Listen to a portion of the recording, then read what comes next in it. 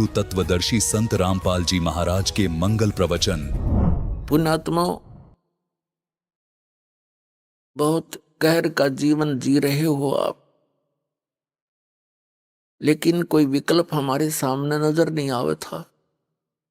जितने भी संत थे, महात्मा, ऋषि और महंत थे, महर्षि आचार्य शंकराचार्य थे, ये सभी भ्रमित थे। इनके पास यथार्थ ज्ञान नहीं था। इनका उद्देश्य गलत नहीं था बेचारों का। ये पुण्य आत्मा है। इनका उद्देश्य यही था कि हम जीवों का कल्याण करें। तो परमात्मा कहते हैं जीवों का कल्याण केवल वही कर सकता है जिसके पास साधना ठीक हो। अब जिसके पास औषधि है नहीं और डॉक्टर की दुकान खोल ली गलत औषधि रख के, तो उसका उद्देश्य भले ही रोग नाश करने का हो, लेकिन तो दूना दुख बढ़ा दिया उसने। तो अभी तक ये सभी संत महंत आचार्य शंकराचार्य ऋषि महात्मा ये बेचारे उद्देश्य ठीक लेकर चले थे कि हम भगवान के विषय में जानकारी दे। इनको आपका पता नहीं था। कबीर परमात्मा कहते हैं बीजक की बाता कहें और बीजक ना ही पास, औरों को उपदेश करें। आप भी जाओगे निराश। तो बगैर ज्ञान के हम इन संतों ऋषियों को महर्षियों को परमात्मा प्राप्त आत्मा मान के इनके चिपके रहे। इनको स्वयं मालूम नहीं था वास्तविकता क्या है। दंत कथा लोक वेद सुना सुनाया ज्ञान से ही एक दूसरे को सुनाते रहे। परमात्मा को ये निराकार बतावे। आज तक किसी का भी ध्यान देख लो, किसी ऋषि महर्षि आचार्य शंकराचार्य, और ये शंकराचार्यों का आपको दिखाई दिया दास ने, इनका कोई सिर पैर है नहीं। कभी कहते हैं ये आत्मा ही परमात्मा है, अयम आत्मा ब्रह्म। फिर के रामकृष्ण की भक्ति करो, शंकर की भक्ति करो, विष्णु जी की भक्ति करो। जब आत्मा ब्रह्म है तो विष्णु जी फिर भगवान क्यों करोगे? जब आत्मा परमात्मा होगी तो विष्णु जी की भक्ति की क्या आवश्यकता रहेगी? इसके विषय में सूक्ष्म वेद में कहा कि माला घाल हुए हैं मुक्ता, गल में माला पैर कई न सोचम हम महात्मा बन गए। कहते हैं सटदल उवा बाई बकदा, ये उवा बाई बक रहे थे। किसी भी संत पंथ के विचार देख ले, दास ने आपके रूबरू कर दिए और सभी परमात्मा को निराकार बताते। सतलोक की महिमा गाते हैं, वो कहते हैं वहां प्रकाश ही प्रकाश है, कुछ है ही नहीं। तो ये संत उद्देश्य लेकर चले थे कि हम ज्ञान सुनावा, जीव को मुक्ति दिलावे, लेकिन काल के जाल में गहरे फंसा गई है। गुरुआ गांव बिगाड़े संतो गुरुआ गांव बिगाड़े, ऐसे कर्म जीव कहला दिए ईव जड़े नहीं जाड़े। इन्हें तो और बैठा बैठा दिया। इन संतों को, महंतों को, आचार्यों को, ऋषियों को, महर्षियों को और इन शंकराचार्यों को भोली आत्मा परम संत मान के, परमात्मा प्राप्त मान के, इनके वचनों पर विश्वास करके ऐसे दृढ़ हो गए, किसी की नहीं सुनते। देख कैसा गहरा जाल और फंसा दिया इनसे अच्छा तो वो जल्दी समझ रहे हैं जो अपने आप स्वतंत्र घूम रहे हैं। कई मंदिर में चले गए, कोई व्रत रख रहा है, कोई सालासर जा रहा है, कोई वैष्णो देवी जा रहा है। बेचारा जब उनको ये यथार्थ ज्ञान सुनने को मिलता गदगद हो जाते हैं, धन्य हो जाते हैं। उनको कोई भ्रमित करने वाला नहीं है। और जो इन संतों के नकलियां के फंस गए, ये उन्हीं गुरुओं से पूछते हैं कि रामपाल ऐसे कह रहा था, आपके बारे में ऐसा बोला। मैंने किसी के बारे में नहीं बोला, ज्ञान पर बोलता हूं मैं, किसी व्यक्ति विशेष पर नहीं बोलता कि वो चोर है, गुंडा है या अच्छा है।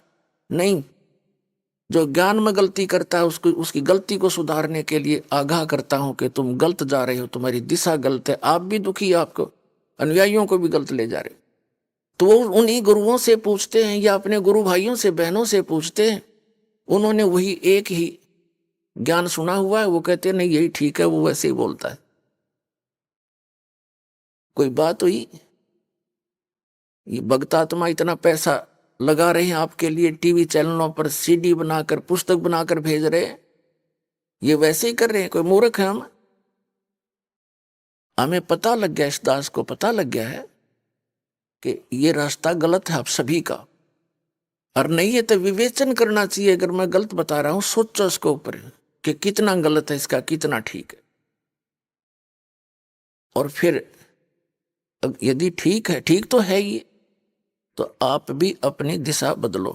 तो पुण्यात्माओं, परमात्मा बताते हैं कि जहां तुम रह रहे हो ये बहुत भयंकर स्थान है, यहां पर कोई जीव सुखी नहीं है। और वो परमात्मा हमारे लिए भटक रहे हैं, आपके लिए भटक रहे हैं वो परमात्मा, या काल के लोक में आके अपना रूप छुपा कर आते हैं।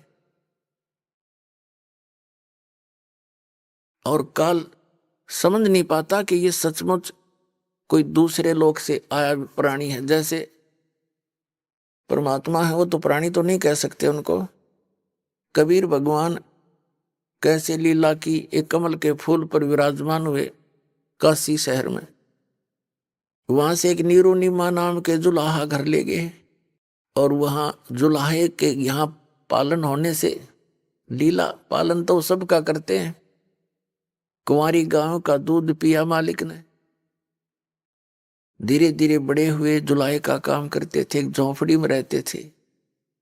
600 वर्ष पहले जुलाहों की क्या स्थिति होती थी, अछूत माने जाते थे। वहां बैठकर लीला करी, कोई पहचान ना ले काल का दूत। और काल को भी असमंजस होगी कि भगवान होता तो यूं थोड़ा रहता यो। आपके लिए परमात्मा कहते 100 छल सीधर मैं करूं अपने जन के काज। आप उसके जन हो, आप उसके बेटा बेटी हो, आप बहुत दुखी हो, ये आपका कद समझ में आवेगी। वह कौन सी भाषा बोली जा जो आपको समझ में आ जा। अब ये लास्ट भाषा है जो अब सुनाई जा रही है इस कलयुग में। अब भी नहीं समझ पाओगे तो फिर आपका कद्दे समझ में नहीं आवे, फिर तो बुरा हाल होगा आपका। कहते हैं आगे गए ना बावड़े, अरे ते भी सब जा। जो चले गए उनको आके बताया नहीं, वहां के बिजली गिरी उनके ऊपर, और बाकी ऐसे चले जाएंगे। कहते बिन साहेब की बंदगी किधर ठोर ठिकाना ना। अब परमात्मा कहते मैं ही आऊं और मैं ही जाऊं। एक पल में सतलोक में, दूसरे पल में आपके पास होते हैं, समझाने के लिए किसी रूप में कहीं ना कहीं लीला कर रहे होते हैं।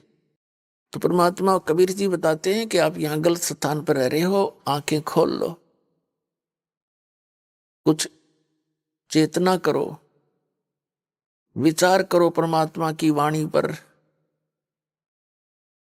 और ये मनुष्य शरीर और ये कलयुग की बिचली पीढ़ी में मानव शरीर, ये पुण्यात्माओं असंख्यों युगों के बाद आपको प्राप्त होता है। सतगुरु आए दया करी, ऐसे दीन दयाल, बंदी छोड़ वृत्तास का जठ अग्नि प्रतिपाल। आपके साथ वो मां के पेट से ही रहता है। मां के गर्भ में कितने कष्ट होते हैं इस प्राणी को, वहां भी आपकी रक्षा वो कबीर परमात्मा ही करते हैं। और बाहर आते ही मां के सतनों में दूध भेज देता है भगवान, उससे पहले दूध नहीं। कहते हैं थन दूधी को चीर के जय कोई खोजे दूध। गरीबदास इस पिंड में, शरीर में हाड मांस और गूद, हाड चाम की देह में अमृत दूध सरवंत। गरीबदास इस पिंड से, इस शरीर से ऐसे मिला भगवंत। अब क्या बताना चाहते हैं परमात्मा के, परमात्मा हमारे साथ कबीर जी अपनी लीला आप करने आते हैं, अपनी महिमा आप ही बताते हैं। उस परमात्मा के दिए हुए ज्ञान को दास ही अपने शब्दों में बताना चाहता है। उन्होंने क्या बताने की चेष्टा की है कि तुम जहां रह रहे हो ये लोग ठीक नहीं। तन धर सुखिया कोई न देखा, जो देखा सो दुखिया हो। उदय अस्त की बात करे, मैंने सबका किया विवेक। कहते हैं घाटे बाधे सब जग दुखिया, जिसको हानि होगी वो भी दुखी, और जिसने लाभ हो गया वो भी दुखी। वो कैसे दुखी? मान लीजिए उसके पास 4-5-10 लाख रुपए सेविंग होगी कहीं से, अच्छा बड़ा बिजनेसमैन है, तो वो 50 लाख का और अन्य प्रोजेक्ट ला बैठेगा। 10 लाख तो अपने, 40 लाख लोन, फिर उसमें हो जाए कोई गड़बड़, माथे पे हाथ ला के बैठ जा, रात में नींद आवे नहीं, कर्जे वाले पीछे पीछे वो छुपता फिरे। तो यहां कहते हैं घाटे बाधे सब जग दुखिया, के गृहस्थी बैरागी हो। अब गृहस्थी तो दुखी है ही, घाटे हानि और लाभ से। बैरागी जो बाहर चले गए, घर छोड़कर जंगल में चले गए, वहां जाकर उसने फिर सारा जुगाड़ फिर जोड़ना पड़ा, झोंपड़ी गालनी पड़े, रोटी भी खाने के लिए जुगाड़ जोड़ना पड़े, मांग के लावे नगरी में तो वहां बनावर खावे। जो का तो फेर हो गया, कदे भिक्षा ना मिले तो सारी रात भूखा काटे, भक्ति तो लियो भूखा याद रहे फिर उसके। तो परमात्मा कहते हैं इस मन की सारी उल्टी बाण है, उल्टी आदत है। अब ये साधना है जो दास ने आपको बताई, जो भगवान ने आके बताई, नाम उठत ना हम बैठत नाम सोवत जागबे, नाम खाते नाम पीते नाम सेती लागबे। ये साधना है। किसी भी सदग्रंथ में देख लो, महापुरुषों ने जिन्होंने भगवान पाया उनके इतिहास, उनकी वाणी में देखो, अपने दैनिक कार्य को करते हुए आप परमात्मा प्राप्ति कर सकते हैं। समय पर रोटी खाओ, समय पर आपको सारी व्यवस्था घर पे उपलब्ध होती है, भक्ति करो। जंगल में जाने से,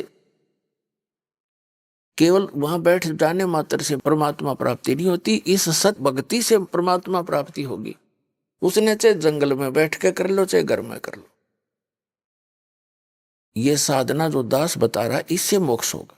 तो क्या बताते हैं परमात्मा के, जंगम दुखिया जोगी दुखिया, तपस्वी को दुख दूना हो, और आशा तृष्णा सब में व्यापे, कोई मैल ना सुनना हो। यानी सबके अंदर ये आशा तृष्णा घर किए हुए है। जैसे तपस्वी को दुख दूना क्यों होता है कि पहले तो सारा जीवन कष्ट उठावे, तपस्या कर करके शरीर के साथ संघर्ष करता है, अगले जन्म में वो राजा हो जाता है। तप से राज मदमानम, जन्म तीसरे शुक्र समानम। पहले तो उसने भक्ति काल के अंदर कष्ट उठाया, फिर राजा बन गया। राजा आप जी ने सुखी दिखाई देता, वो सपने में सुख नहीं राजा को। क्योंकि कबीर साहब कहते हैं झूठे सुख को सुख कहे, ये मान रहा मनमोद, ये सकल चबीना काल का, कुछ मुख में कुछ गोद। राजा को सुख नहीं है, या भूल मत करना। लेकिन हम अज्ञानता के कारण इन राजाओं के पीछे भागते रहे। ये आप भिखारी हैं, आपके, आपसे टैक्स लेते हैं, जब ये ठाठ करते हैं और ये विष खाते हैं, ये आपसे टैक्स लेकर उसको बकवाद करते हैं। अगले जन्म में कहते शुक्र सवानम, कुत्ते गधे और सुअर की योनि प्राप्त करता, वो तपस्वी राजा बना। राजा के अंदर अभिमान अहंकार होता है, ना जाने कितने जुल्म कर जाता है, और फिर वो अगले जन्म में गधे और कुत्ते की योनि में जाता है। क्या पाया इसमें? तो जो साधना ये दास आपको बताने जा रहा है, जो परमात्मा ने बताई है, उन महापुरुषों के अनुभव में भी यही लिखा पाया है, जिन्होंने परमात्मा सीधे आकर मिले थे। तो उसी साधना से आप जी का मोक्ष होगा। और कोई भक्ति विधि नहीं है इस पृथ्वी पर जिससे आप छुटकारा पा सके। छोटी मोटी राहत, स्वर्ग में चले गए, कुछ दिन रहे वहां, अपने पुण्य समाप्त किए, फिर नरक में जाना ही कंपलसरी है। यहाँ की ऐसी विधि है, परंपरा है। फिर बताते हैं कि साच कहूं तो जग नहीं माने, और झूठ कही ना जाई हो, ब्रह्मा विष्णु ये शिव जी दुखिया, जिन ये राह चलाई। इन ब्रह्मा विष्णु महेश के इतिहास देख लो आप। इनको एक पल का भी सुख नहीं। वही विष्णु जी श्री राम रूप में आए थे, विवाह हुआ, विवाह होते ही वनवास हुआ, वनवास होते ही सीता का अपहरण हुआ, रावण के लट्ठम लट्ठा, लाखों करोड़ों व्यक्ति मारे गए। जब तब सीता को छुटवा कर लाए, आने के कुछ दिन के बाद ही उसको घर से निकाल दिया किसी आम व्यक्ति के कहने तक। यह सब की बुद्धि काल के हाथ में है और संस्कार वश बंधी पड़ी है। नारद जी ने श्राप दे दिया विष्णु जी को कि तू एक जीवन अपने पत्नी के वियोग में जीवेगा। फिर ये भगवान खा करे, जब नारद का वो श्राप इसके ऊपर असर कर गया, ये काहे के भगवान फिर भगवान पर असर करे। सीता जी की अग्नि परीक्षा करके श्री रामचंद्र जी वहां से लाए थे। यदि तू कलंकित हो चुकी है तो अग्नि में जल जाएगी, टंटा कटेगा तेरा, और यदि अग्नि में नहीं जली तो तू निष्कलंक है, रावण से ने छुआ नहीं तुझे। ऐसा ही हुआ, अग्नि परीक्षा में खरी निकली सीता, और फिर घर ले आया सबके सामने परीक्षा करके।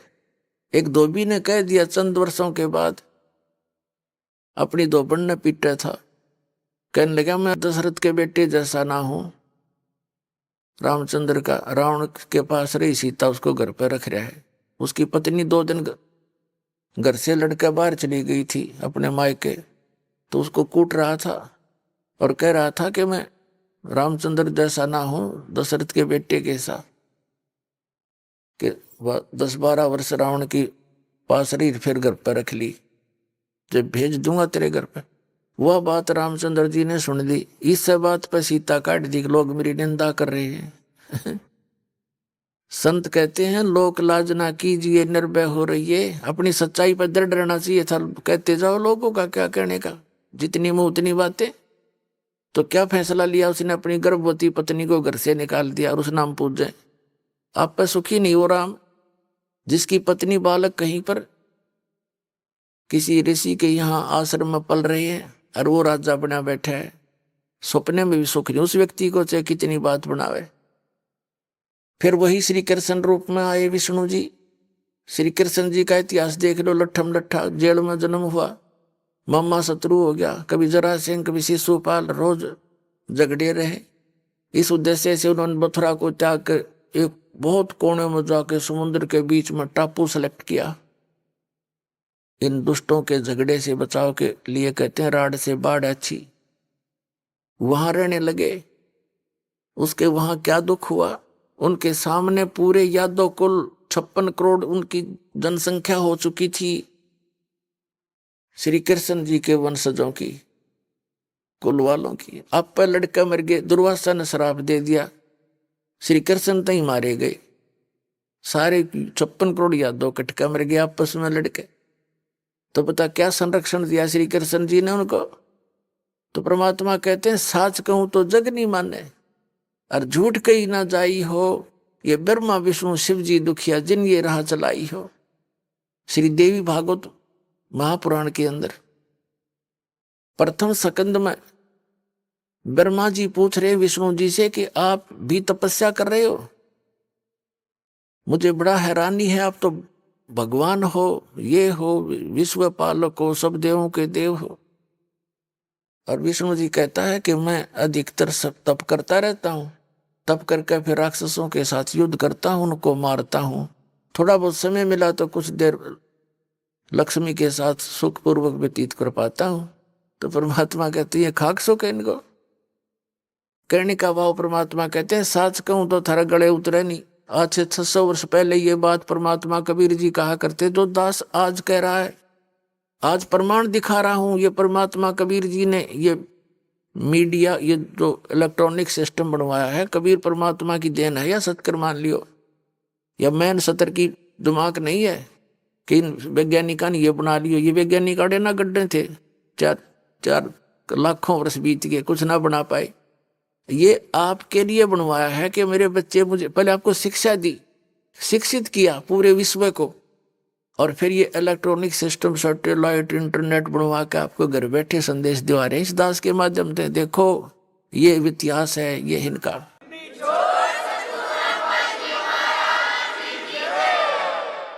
तो पुण्यात्माओं, ये समय अब आपके लिए बहुत ही जो है गोल्डन चांस बताते हैं, वो है स्वर्ण समय है, ये स्वर्ण समय। अब परमात्मा ने 600 वर्ष पहले यही कहा करते थे, साच कहूं तो यू जग नहीं मानता और झूठ में कह नहीं सकता। कहते हैं ब्रह्मा विष्णु शिव जी दुखिया जिन ये राह चलाई हो। फिर बताते हैं कि सुरपति दुखिया भूपति दुखिया और रंक दुखी बपरीति हो।